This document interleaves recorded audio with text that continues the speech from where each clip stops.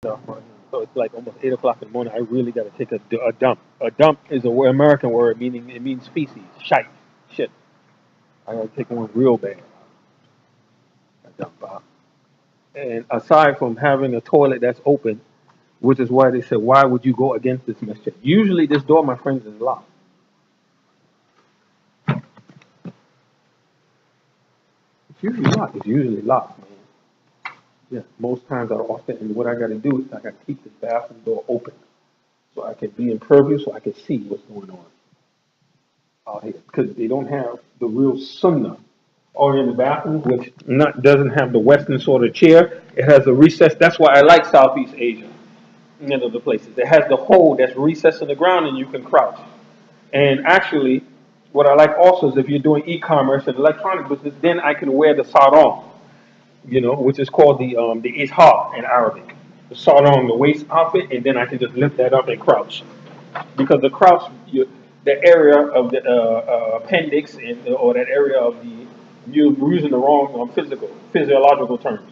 The short intestine and all that, it crunches like an accordion, and the distance to travel, also the feces is more compressed, and the distance to travel is shorter. When you actually crouch down like that, it's shorter. It pushes it out faster when you're able to crouch. So I have to take a leg. Excuse if this is a little explicit. I have to take a leg, pull the leg down, right?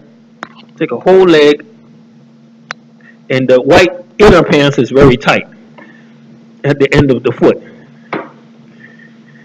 Being that my feet also are very abused. My feet are also very rough. How can I pretend that? I don't want to be like that because I don't have any proper shoes or anything. But yet the Muslim community here in Cypress, California, Orange County, as well as LA, they don't care nothing about that. LA Muslims too. They don't care nothing about that. And then what I do is I get up on the toilet itself and try to cover my privates. I get up on the toilet itself and then sit on the mantle of the seat and try to go to the bathroom when nobody's looking. And most of my matter just came out green because I had mostly French fries. I really haven't had meat to eat and all that kind of stuff. So this is the kind of stuff they subject to you, man. They subject you to this, man. They torment and they abuse you, man. Yeah, Muslims, huh?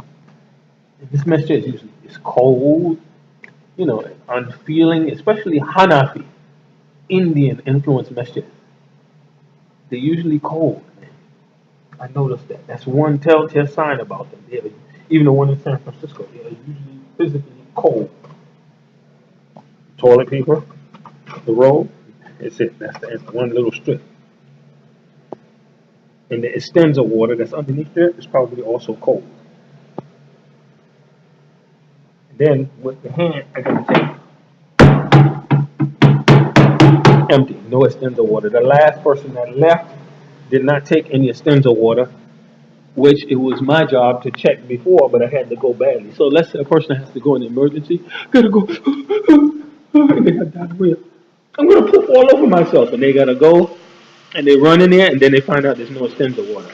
See, the people that go, they don't think about the last sister or brother, the person that leaves. They don't think about the next sister or brother that needs to come in the use the bathroom. They don't care. This is how Islam has descended to where the Muslims are becoming the worst of the people. This is what the Prophet Muhammad ﷺ foresaw. And one time he took his shawl and he threw it up against the wall. He did, or slammed it down, something like that. And he didn't usually lose his temper. Something like that, almost equivalent to losing his temper. And Sayyidina Aisha, one of the wives, said, "What's wrong? Why, Prophet? What's disturbed you?" And he said that the Arabs do not know what they have brought upon themselves.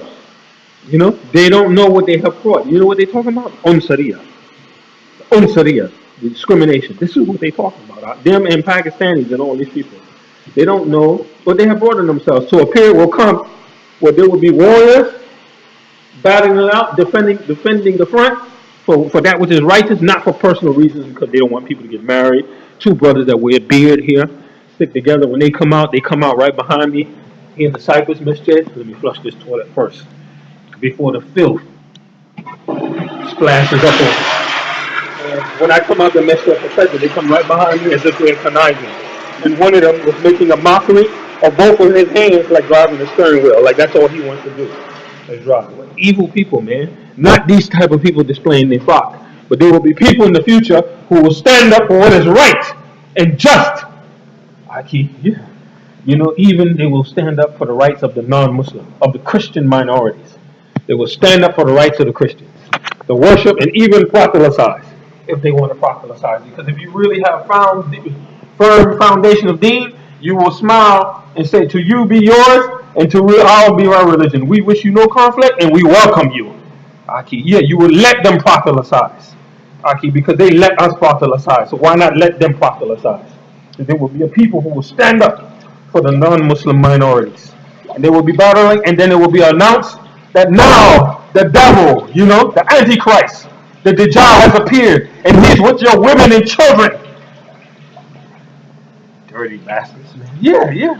These dirty bastards, man, that run these communities for the sake of glory and sexual comfort and food and stomach fill. That's all they want and care about. They don't care about fellow human beings, be you non-Muslim or Muslim. They don't care nothing about that. Their first priority is to take care of their gut and to take care of their faraj, which they call their zoop, their penis, their konek. Mostly. And a lot of women then become almost pig-like, like swine, like khanzir, and want to take care of their what? Their stomach, and their nafs, their vanity, their kibber, and their puntuk. And their what they call their kos, their kos, their photos, their pookie, and all that kind of stuff. Pussy, all that. That's all they care about. Very basic. I mean, it's okay to like all of that, to enjoy that, to care about that. That Allah, excuse me, you caught me. Say His Majesty's name in the bathroom. How upset I got. He created that, but that's not the primary focus for us, man. That's not the primary focus for us. But it's good to have a lot of occupation and make life enjoyable. That's all right. Because every time we do it, His Majesty is watching us. He witnesses. The Malaika are not allowed to look at that. The angels are not allowed to look at that. But His Majesty views that and knows every feeling that's going through our bodies and our hearts when we commit the sex act. He knows, man.